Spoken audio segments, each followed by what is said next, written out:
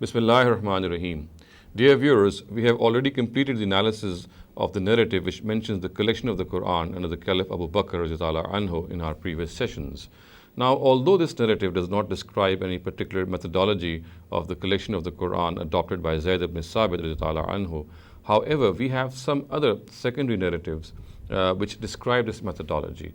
And since our scholars, our worthy scholars, they mention these narratives whenever the collection of the Qur'an incident in the time of the Caliph Abu Bakr is referred to, so therefore it seemed essential that we take a look and a detailed look at these narratives as well and find out what they say vis-a-vis this collection methodology.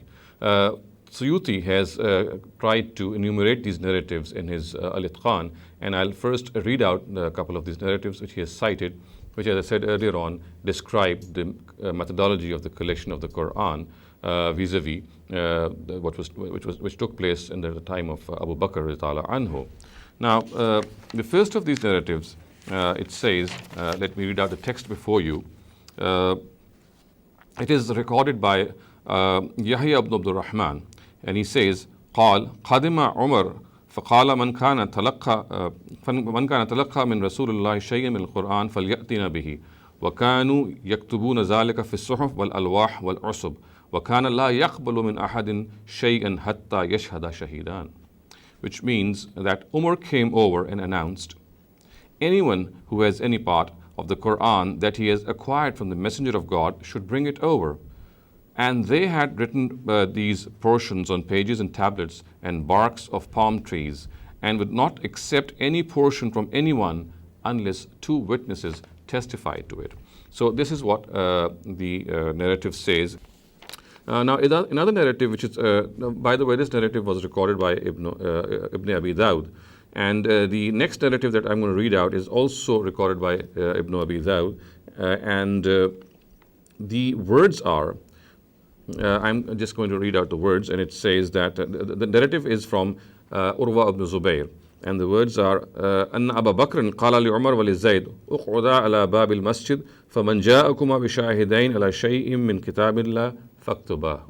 Which means that Abu Bakr told Umar and Zayd, sit at the door of the mosque. If anyone brings some portion of the book of God along with two witnesses, then write it down. So this is what the narrative says. Now, the third narrative that I'm going to record now is cited by Ibn Ashta, and in his Kitab al-Masai, which we know that is extinct, it's no longer found. However, it has been cited by Suyuti. And the words in this narrative is from Lays ibn Sa'ad.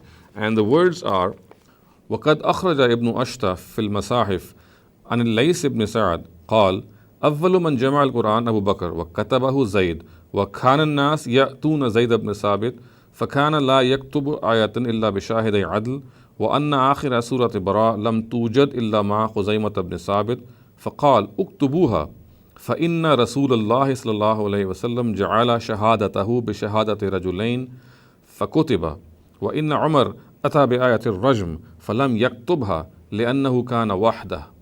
So a simple translation of this is that obviously it is recorded by Lays ibn Sa'ad on the authority of Lays ibn Sa'ad. The first person to collect the Qur'an was Abu Bakr, and Zayd wrote it out. People would come to Zayd and would not accept from him any verse except if two witnesses testified to it. The last part of Surah Bara was found with Khuzaymah ibn Sabit only. He said, write it down, since the testimony of Khuzaymah has been regarded by the Prophet to be equivalent to that of two men. It was thus written down. On this occasion, Umar also came over with the verse of stoning, but it was not written because he was the only witness. So these are the three narratives which are cited by Suyuti in his Al-Itqan to testify to the fact that the Qur'an, which was collected by Zayd ibn Sabit, was actually done so because he was able to elicit two witnesses on each of the verse that he recorded. Now, there has been some debate regarding the fact that what exactly is the meaning of these two witnesses, and scholars have come up with different interpretations, and typically one scholar has expressed even more than one opinion. So, for example, we find that one of the opinions is that two witnesses means testifying to a verse through memory and through writing. So it's like through hifz and through kitaba. These are the two witnesses which were elicited. So this is one of the opinions.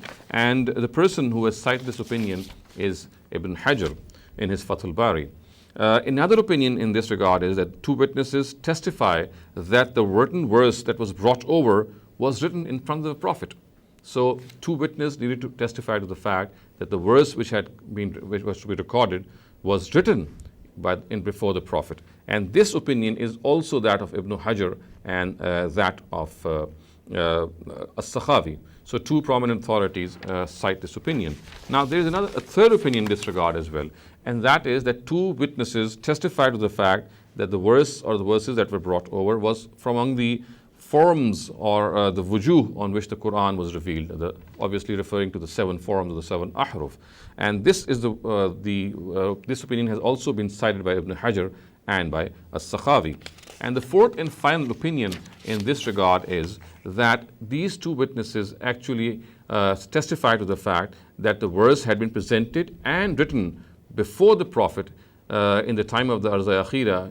Of course, was the time in the year he died. So this is what has been recorded. And the opinion this opinion has been expressed by Az-Zanjani, the famous historian of the Qur'an. So these are the four opinions that we find vis-a-vis the fact that two witnesses should record the fact or testify to the fact that each of the verses which Zayd was going to record has this authority behind it of two witnesses.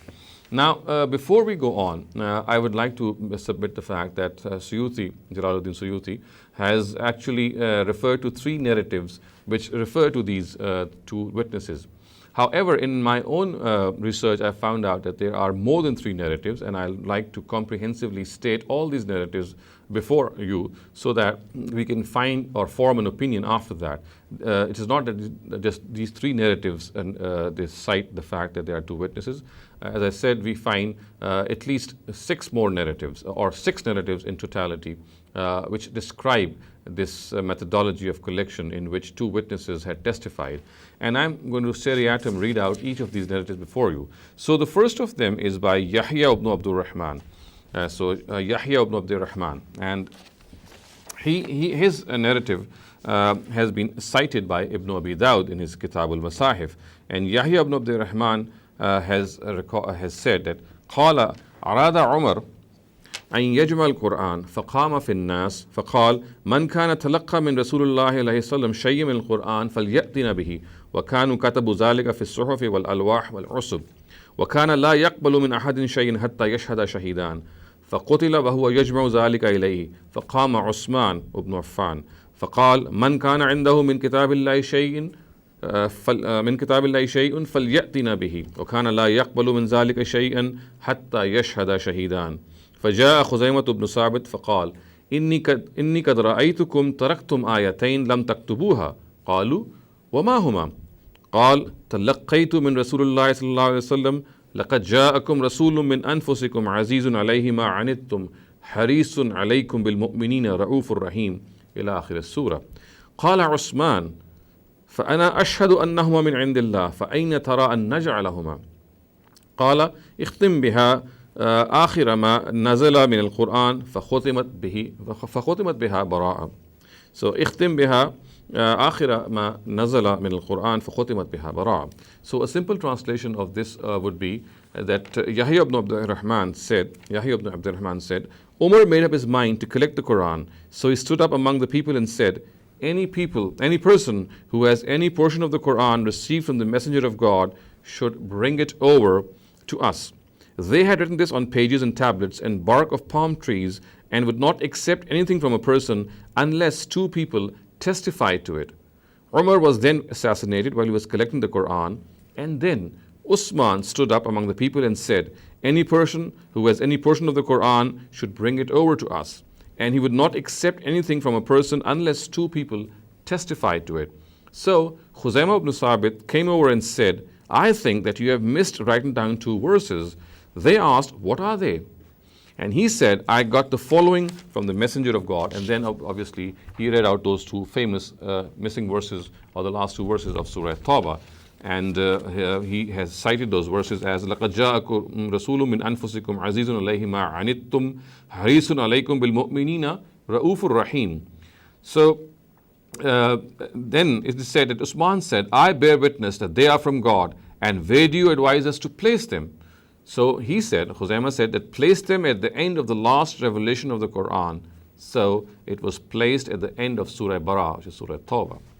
Now this is the first of these narratives, and as I said, it is by Yahya ibn Abdul Rahman. The second of these narratives, in fact, is from Urwa ibn Zubayr, and there are two narratives from him in this regard, and I'll cite both of them. So in the first, it is said that he is reported to have said, لما استحر القتل بالقراء يومئذ فرق أبو بكر على القرآن أن يزيع فقال لعمر بن الخطاب ولزيد بن ثابت اقعدوا على باب المسجد فمن جاءكم بشاهدين إلى شيء من كتاب الله فاكتباه.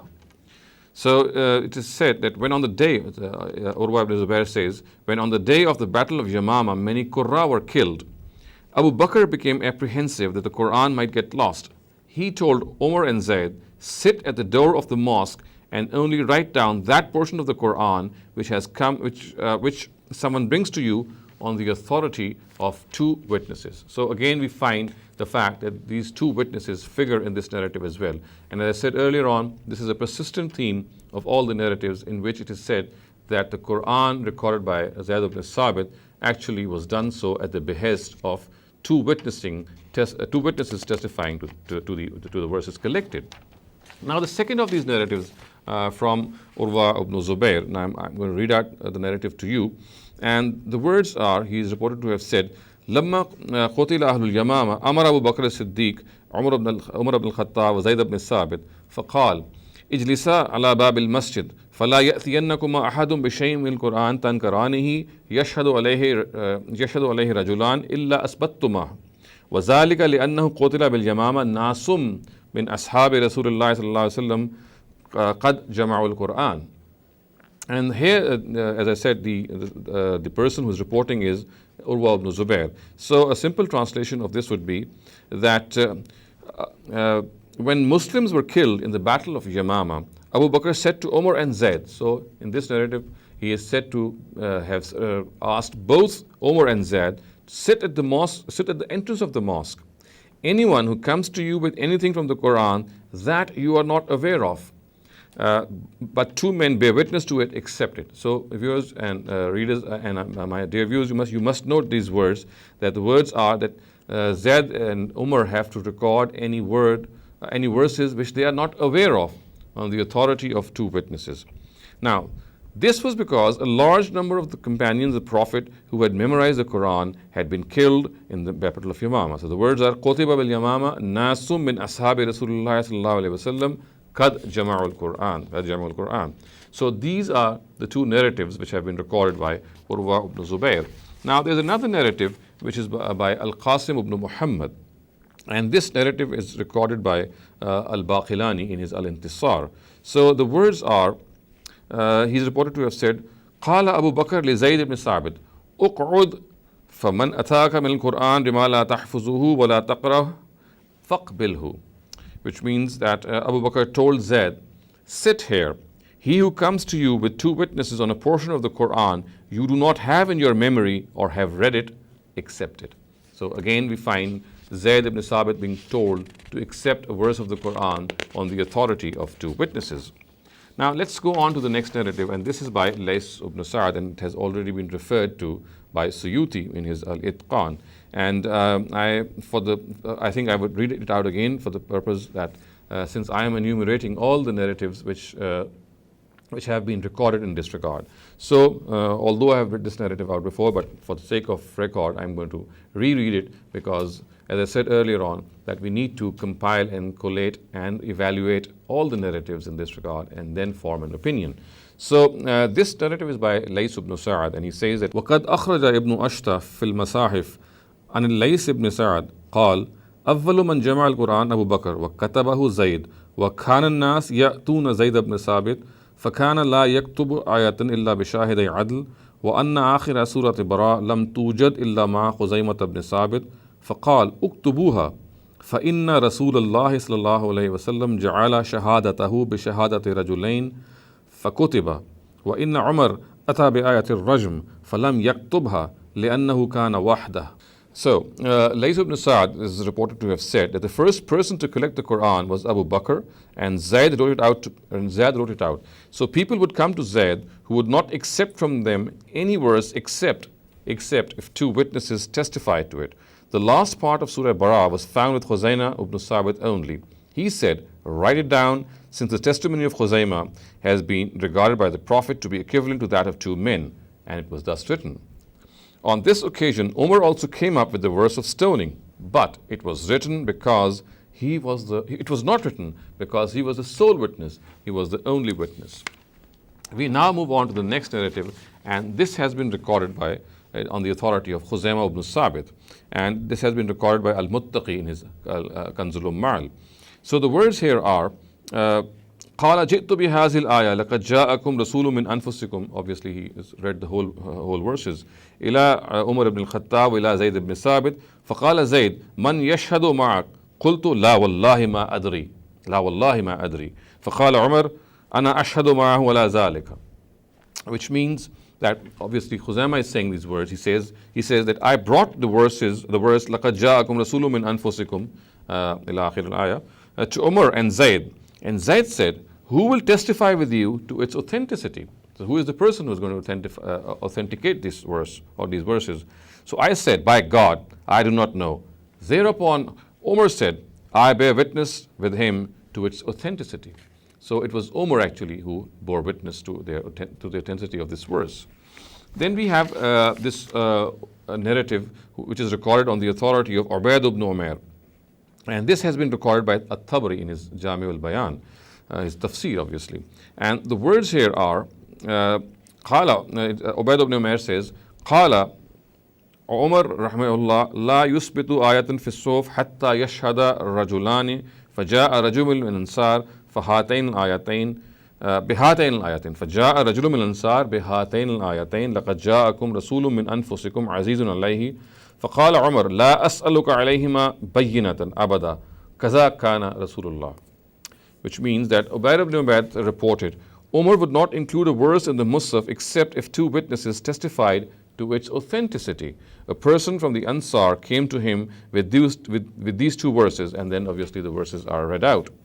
So Umar said, I shall not ask you for evidence at all, for the Prophet was like this. So the Prophet did not ask, or he regarded the witness of Khuzaymah to be twice in weight vis-a-vis its testification. So it's testifying. So Umar said that I will not ask anyone besides you because Khuzaymah is sufficient for this. So the words are, for the Prophet was indeed like that, and he had regarded his witness to be twice the weight. So this is the narrative by Ubayd ibn Umair. And finally we come to the last of these narratives, and this is recorded by Yahya ibn Ja'da, and it is recorded by Ibn Bashkwal in his Ghawamid al-Asma al-Mubhama. So here the words are, قال عمر بن الخطاب لا يقبل آية من كتاب الله إلا بشاهدين حتى جاء رجل من الأنصار بهاتين الآيتين. Again, as you can see, viewers, that the words, the narrative does not mention who the person is. It just says جاء رجل من الأنصار, that a person from the Ansar, obviously referring to Khuzaymah ibn Sabit, he came over with these two verses, and again the verses are read out. لَقَدْ جَاءَكُمْ رَسُولٌ مِّنْ أَنفُسِكُمْ عَزِيزٌ عَلَيْهِ مَا عَنِتُّمْ حَرِيصٌ عَلَيْكُمْ بِالْمُؤْمِنِينَ رَءُوفٌ رَحِيمٌ. And these are, as you know, verses 128 and 129 of Surah Tawbah. So it was said, فَقَالْ وَاللَّهِ لَا أَسْأَلُكَ عَلَيْهِ شَاهِدًا. Again, as we see that the ending is very similar to the previous one, that he is saying that I'm not going to elicit anyone else besides you as witness, because obviously Khuzaymah ibn Sabit had been regarded by the Prophet allegedly to carry double evidence, or double the weight of a person who testifies. So a simple translation to this would be, Yahya ibn Ja'da said that Umar would not accept a verse from the book of God unless two people testified to it. Now, until when a person from Ansar came over with these two verses of Surah Tawbah, and those two verses were read out. And these verses I have already done so. So he said, by God, I will not ask you to provide an evidence on it. Again, the reason being that Khuzaymah ibn Sabit, as we have discussed earlier on, was regarded allegedly by the Prophet to carry double the witness, or the weight of a witness of two people. Now, let us now analyze all these narratives. And we will find that basically these narratives, as I said earlier on, have been comprehensively stated just for the fact that we get the total information and the complete data in this regard before we analyze what the content is. And I'm not going to first analyze the content, the narratives vis-a-vis the content, with the matan, and then later on we are going to take a look at the isnad of all these narratives and find out if any the nature of this of their authenticity. Now, the first and the foremost criticism in this regard has been raised by Khui, Imam Khui. So Imam Khui has been very stern and very harsh in this regard, and he says that if we believe that Zayd ibn Sabit had collected the Qur'an or regarded the Qur'an at the behest of two witnesses, then this would nullify the principle of tawatur, which is present in the Qur'an. And if the principle of tawatur is said to have existed, which all Muslims believe, then it cannot be believed or regarded with any authenticity that the Qur'an was recorded on the basis or on the corroboration of two witnesses. So how can two witnesses be in conformity with the fact that the Qur'an was mutawatir? So this is his basic contention, and this is a very strong contention, I would say. So many years before, Imam Khui has reported to have raised this objection that these witnesses, they are actually in stark contradiction to the fact that the Quran was regarded to be mutawatir.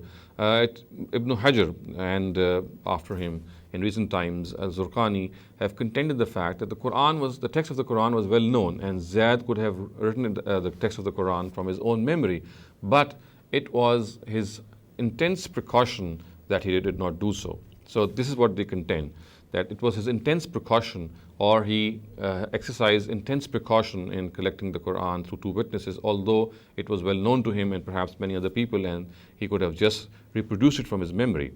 However, this contention does not seem to be true, because it stands in stark contradiction with those narratives which I have earlier read out, which says that Zayd was asked to elicit two witnesses on verses which he was not aware of.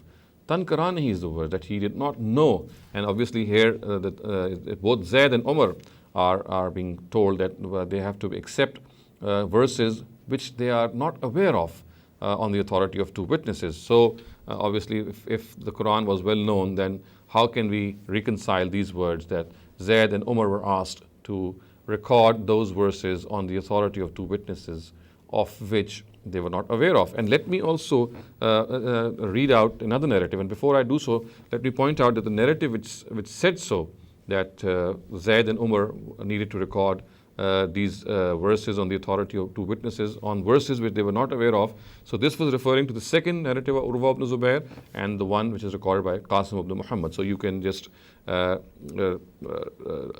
rewind and find out and just view that narrative on your screens, and you'll find out those narratives saying this fact. And as I said, we find Abu Shama also recording something very similar. So he in his Al-Murshid al-Wajiz has recorded this narrative, and the words are فقال أبو بكر لزيد قم فاقعد على باب المسجد فكل من جاءك بشيء من كتاب الله عز وجل تنكره. Again the word is تنكره, which you do not know. فاطلب منه شاهدين ثم قال يا عمر قم فكن مع زيد. قال عمر فقمنا حتى جلسنا على باب المسجد فأرسلت إلى أبي بن كعب فجاء فوجدنا مع أبي كتبا مثل ما وجدنا عند جميع المسلمين. This is the narrative recorded by Abu Shama, and Abu Bakr has reported to have asked Zayd that get up and go and sit at the door of the mosque, and everyone who brings some portion of the book of God which you are not aware of, again please mark these words, which you are not aware of, summon two witnesses on it. Then he asked Umar, get up and be alongside Zayd. So Abu Bakr had asked both Umar and Zayd to be together and record these verses which they were not aware of. So Umar said, we got up and went over until we sat at the door of the mosque and sent for Ubay ibn Ka'b. So he came over, and we found with him books similar to the ones we found with all the other people. So obviously we can see here that Zayd and Umar are being asked to record verses which they are not aware of. Secondly, we find that the narrative of Lays ibn Sa'd, which I've already read out, shows that the stoning verse was not recorded because Umar was the only witness. So he was the only witness and it was not recorded. And thirdly, Umar is reported to have said that had these verses been three, these last verses of Surah Tawbah, had they been three in number, he would have made a separate surah out of them. And this is recorded in Ibn Abi Dawud's Kitab al-Masahif. So the words are, لَوْ كَانَتْ ثَلَاثَ آيَاتٍ لَجَعَلْتُهَا سُورَةً عَلَى حِدَّةٍ. So we can clearly see that if this is the case, then the text of the Quran, I'm afraid, as these narratives say, was not known, or all of it was not clearly known, or not exactly pinpointed and determined. We find another narrative. Now this is the narrative which is recorded by in the Musnad of Ahmad. And here it is recorded that only Ubay knew the last verses of Surah Tawbah. So this narrative is very clear that only Ubay was aware of these last verses.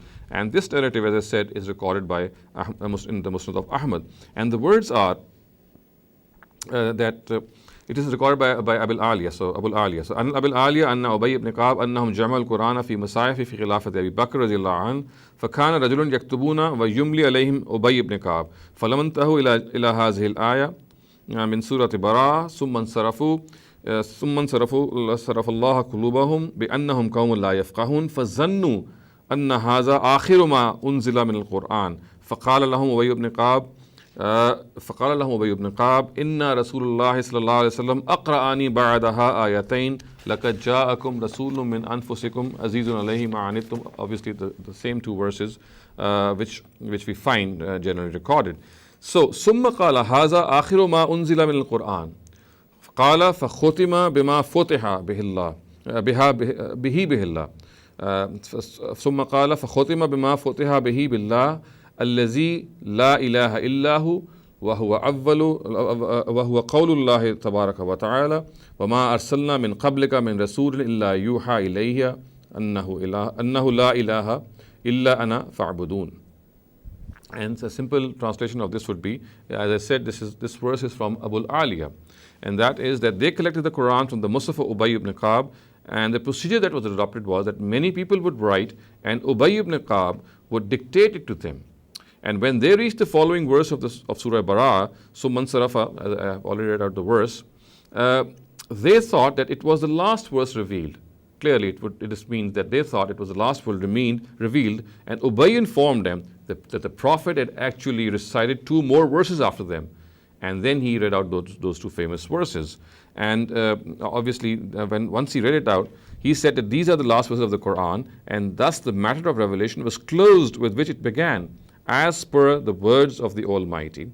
And again he reads out the words, which means, and never did we send a messenger before you except that we revealed to him, saying, there is no God but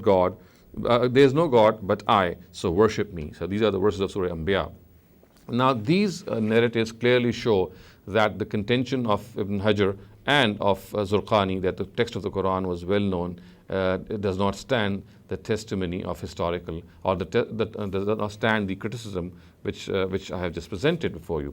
Clearly, these narratives show that the text of the Quran was not that well known. Hence, the contention they have made does not hold water, and the criticism which has been put forward by Hui obviously is very strong, as I pointed out before. And this is the first criticism that I'd like to present before you viewers.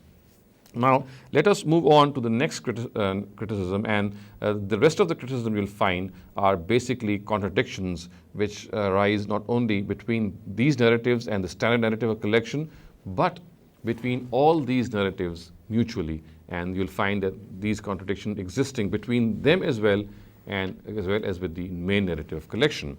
Now, the first of these criticism is that we find that the standard account does not mention any methodology of collection, and it does not mention that Abu Bakr radhiyallahu anhu had deputed Umar radhiyallahu anhu together with Zayd. We find explicitly the words that Zayd was alone in this endeavor. He says that I collected the Quran from the hearts of men, from the memories of men, from bark of palm trees, from various other things like parchment, etc. So we find this explicit stress by Zayd ibn Sabit that he was alone. This is what the standard narrative of collection has stated, and Imam Khui has also pointed out towards this discrepancy. The other thing which needs to be understood is that the main narrative does not say that two witnesses were elicited by Zayd ibn Sabit when he recorded the Quran. It says nothing of the sort. It says that Zayd ibn Sabit was absolutely alone in his endeavor. He never elicited the opinion of two witnesses. But these collection methodology narratives, they go on and say that they were elicited. The two witnesses were called upon by Zayd ibn Sabit. And again, in this regard, we need to find out the fact that there is this category of narratives in the standard collection which says that some verses of Surah Tawbah, or the last two verses of Surah Tawbah, were found with Abu Khuzaimah. And now we know that Abu Khuzaimah did not carry the witness or the strength of two witnesses, in contrast with Khuzaimah ibn Sabit. We do remember the fact that in our earlier sessions I pointed out that regarding the last two missing verses of Surah Tawbah, it was said that they were either found with Abu Khuzaimah or with Khuzaimah, the two main contenders. Okay, we can accept the fact that if they were found with Khuzaimah, then since he was alleged to have the weight of two witnesses, they were accepted by Zayd ibn Sabit. But in those narratives in which Abu Khuzaimah is the person with whom these last two verses are found, how come he accepted them from him? Because he did not carry the weight of two witnesses. So again, this principle of two witnesses is in violation of this fact. And we can clearly see that these narratives are stating something, the narrative that we've just analyzed, which is in total contrast, in total contradiction with the main narrative. Now, in this regard, this next contradiction that I'm going to point out is that the narrative which I read out to you vis-a-vis Yahya ibn Abdul Rahman, we find that narrative says that this whole endeavor did not even take place in the time of the Caliph Abu Bakr. Remember, that narrative says that it was Umar radhiyallahu anhu who stood up, and he had not finished as yet when Usman took up this task, and ultimately this task was completed in his times. So this is very strange that this never took place, this whole incident, as per this narrative, never took place in the time of the Caliph Abu Bakr. It was started and it was begun by Umar, and it was ended by Usman radhiyallahu anhu. Now the narrative also shows that it was not known, this narrative of Yahya ibn Abdul Rahman, that it was not known whether the missing verses belonged where they belonged, and it is thought that they were arbitrarily placed at that portion of the Quran which was revealed the last. So again, this is very strange that it was not even known where they need to be placed.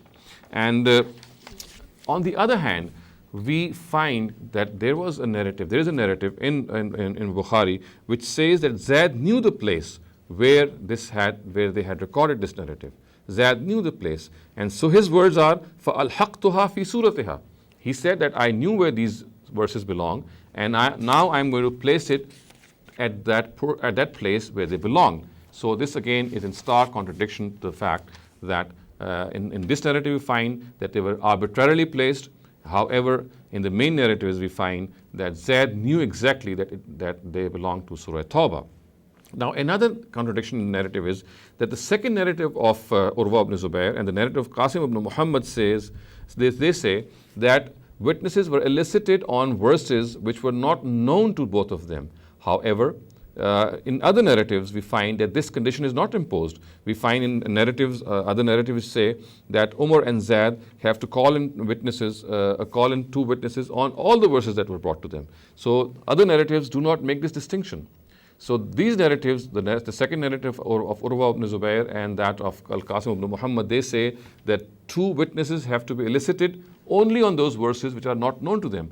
Whereas all the other narratives say that two witnesses have to be elicited in all the verses, whether they are known or whether they are not known. They have to be elicited on all the verses.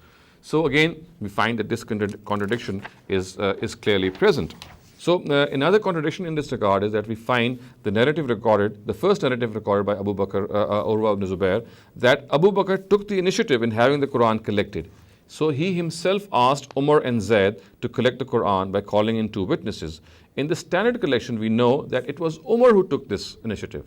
Please recall the fact that in the main narrative that we had read out earlier, it was Umar radhiyallahu anhu who had come to Zayd to Abu Bakr and had requested him to have the Quran collected because he feared that with the death of a lot of memorizers of the Quran in the Battle of Yamama, the Quran might get lost. However, in this particular narrative, we find that it was not him, but it was Abu Bakr who took this initiative.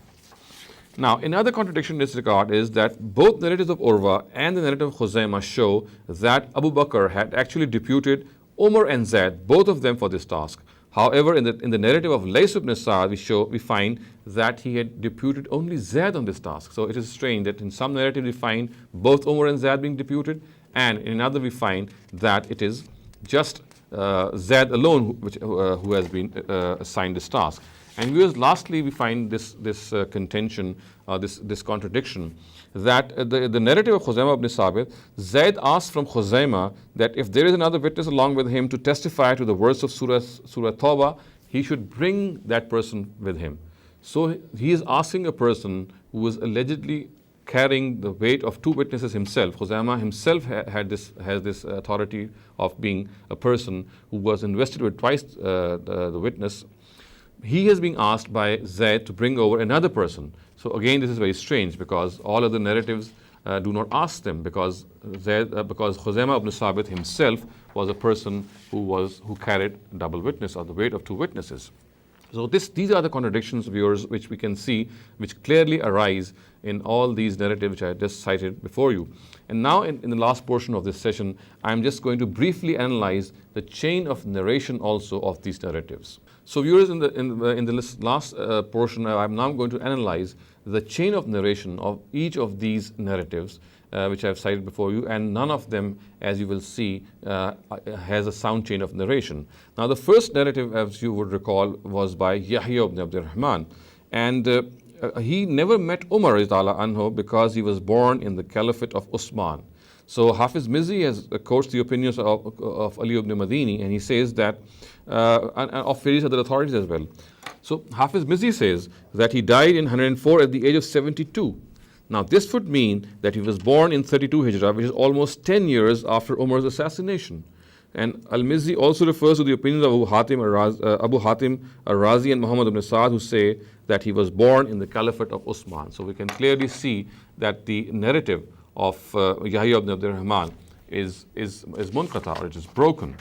Now, not only this, that this narrative also contains Muhammad ibn Umar ibn al-Alqama and Umar ibn al-Talha al-Laysi, about both of whom have been severely impugned by our Rijal authorities. So we can clearly see that this narrative is munqata, it is broken, and as has been specified, that Yahya ibn Abd al-Rahman was not present in the time of Umar when he recorded this, when this event was recorded in the times of Umar. So in other words, this event states some things or certain events which were recorded in the time of the Caliph Umar. However, the person who was recording this event was not contemporaneous to these events. He was a person who was not there at the time of the Caliph Umar. He was there in the time of the Caliph Usman. So now let's move on to the next of these narratives. Now the next, as you would recall, are the two narratives by Urwa ibn Zubair. Now regarding the narrative of Urwa ibn Zubair, it is worth noting that Ibn Hajar and As-Suyuti, both of them comment by saying, Rijaluhu siqat ma'a inqita'ihi, which means that the chain of narration, although is sound, but it is munqata, it is broken. So therefore, if it is broken, then we obviously cannot regard it to be reliable. Ibn Hajar regards that Urwa ibn al-Zubayr was born around 23rd Hijrah. And this is the opinion of Khalifa ibn Khayyat. Others give his year of birth to be even 23 Hijrah. So we can clearly see that he could never have met Abu Bakr, as we know that the latter had died in 13 Hijrah. Now, we can clearly see that this narrative is munqata, and therefore we cannot regard it to be reliable. Now, let's go on to the next narrative. The next narrative, as you would record, is by Ubayd ibn Umair. And regarding Ubayd ibn Umair, we know that this narrative has Sufyan ibn al-Waqi, who is suspect. So, Az-Zahabi says that he is Za'if. This is recorded by Zahabi in his Al-Kashif. And An-Nasai says that he is Laysa bi-shay.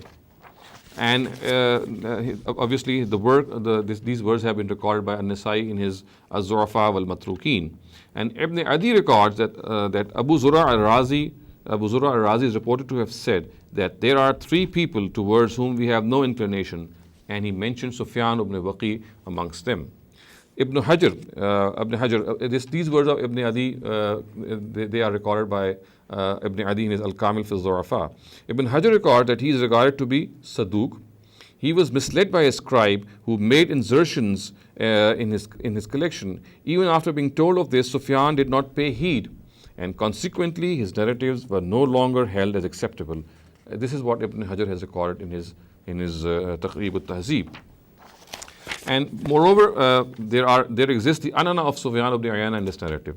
Obviously, we know that Sufyan ibn Uyayna is famous for tadlis, and this narrative carries his anana. So lastly, we come to the narrative of Yahya ibn Ja'ada. Now, this narrative, viewers, is also broken or munqata, because some authorities specify that he did not even meet Abdullah ibn Masud, and Abdullah ibn Masud died in 36 Hijrah, as recorded by Ibn Hajar in his Tahzib al-Tahzib.